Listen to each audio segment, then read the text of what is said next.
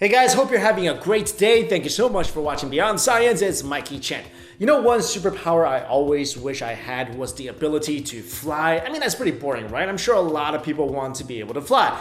But the reason I don't want that superpower anymore is one, it's cold up there. I wouldn't want to fly around everywhere in a winter jacket. That's just not cool. And two, I would probably get shot down by some nation's military. I mean, governments nowadays go to great lengths to monitor the skies and will not hesitate to use military force against anything they deem a threat. So that got me thinking, what about UFOs? I mean, if aliens are indeed visiting us and they're just flying around up there somewhere, probably not even wearing seatbelts, phones aren't on airplane mode, breaking every aviation rule in the book. So why aren't they getting blasted by some trigger-happy military somewhere? I guess it could be that they have the technology which makes them undetectable, or maybe they're just too fast for us. But did you know there are claims that humans have already engaged with suspected UFOs and aliens in battle? And if that's true, then that's pretty dumb, right? But here are 5 alleged battles between humans and aliens. Number 1, and probably the most famous intergalactic battle of them all, the Battle of Los Angeles. The Battle of Los Angeles, also known as the Great LA Air Raid, is one of the most mysterious incidents of World War II.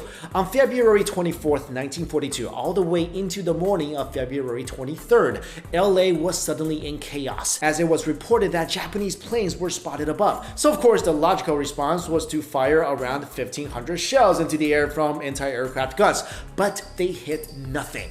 To this day, no one knows for sure what exactly flew over LA, but many people believe the planes they saw were actually extraterrestrials, with one eyewitness describing what he saw as an enormous flying lozenge. Others say they saw a large round object in the skies over Clover City and Santa Monica. The strange object was pale orange in color and was glowing. It took a lot of gunfire but was not damaged and drifted south toward Long Beach and vanished from view. After this incident, perhaps the most credible proof of alien activity was this famous LA Times photograph showing an ominous saucer-like object hovering over the city, with all the searchlights focusing on one object in the sky. Next, we have the disappearance of Felix Moncla. Lieutenant Felix Moncla was stationed at Ken Ross Air Force Base in Michigan in 1953. One day, a UFO appeared on the radar and of course not responding, so Moncla was ordered to take a jet and intercept the mysterious object to find out what it was. According to the ground radar operators, Moncla's jet closed in on the UFO at 7,000 feet, going at about 500 miles per hour on an interception path, and then suddenly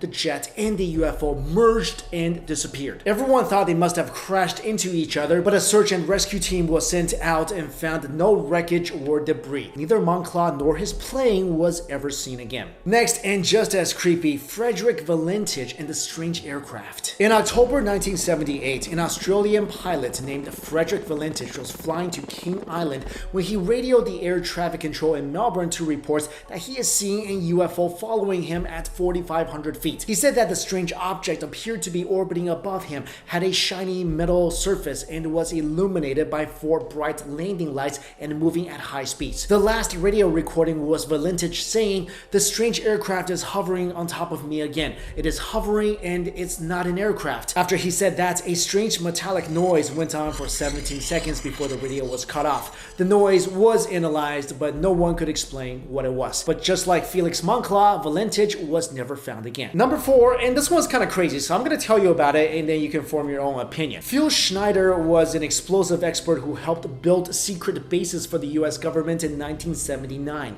He said that he was one of 3 people who survived a battle with aliens in August of 1979 and was the only person who was going to speak out about the government keeping such important information away from the public. Starting in 1995, Schneider began to talk about his alien experience but died 2 years later due to an apparent suicide. Many people believe that to be a false claim, however, due to many reasons that say otherwise. First off, there was no suicide note anywhere. Okay, that might not be very strange, but secondly, it seemed that Schneider knew he was going to die because he told his friends and relatives that if he ever ever committed suicide, then they would know that he'd actually been murdered. Thirdly, Schneider's expensive belongings like gold coins, money, jewelry, mineral specimens, etc. were left untouched in his apartment, but all his lecture material, photographs of UFOs, and any other alien-related materials disappeared. And finally, according to friends and family, Schneider was a very religious individual and didn't even believe in the concept of suicide. So huge controversy about his death, but here's what he said he saw. Schneider said that when he was working for the US government, he helped to build a secret base in Dose in the August of 1979.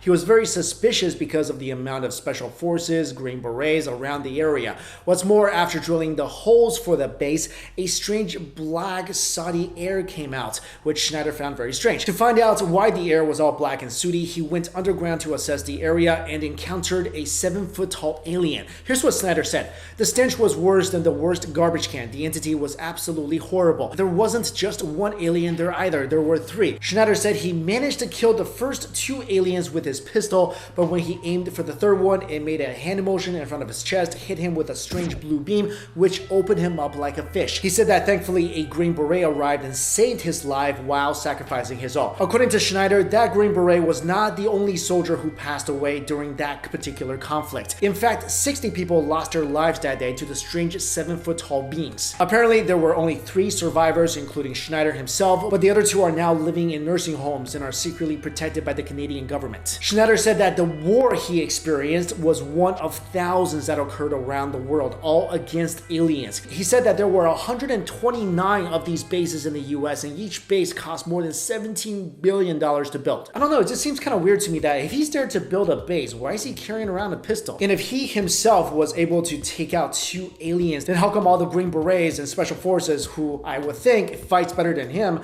were all massacred? Anyway, let's go on to number 5, the secret alien-Russian Cold War. According to a new book that has recently been released, there has been a war between aquatic aliens and the Russians for some time now. Usually we hear about space aliens and some people don't even believe those are real, and now we're saying there's aliens in the ocean. Maybe these aquatic aliens are just mermaids. Anyway, according to UFO authors Paul Stonehill and Philip Mantle, the Kremlin has tight control on files that have details about unidentified submersible objects, or USOs, and some of the details from these files have been leaked. The information in these files speak of strange encounters between Russian submarines and huge unknown objects in the sea that aren't whales or any other large sea creatures, maybe Nessie? In their new book, Russia's USO Secrets, Stonehill and Mantle described these sea creatures to be 3 meters tall, clothed humanoids that can be found by traveling 50 meters deep into the Sea of Siberia. One story in the book talks about something that happened to a Russian commander called General V. Demyanenko in 1982. In the summer of that year, a couple of military leaders were training divers from Turkestan and Central Asia military regions. It just so happened that Demyanenko was visiting the officers that day and told the local officers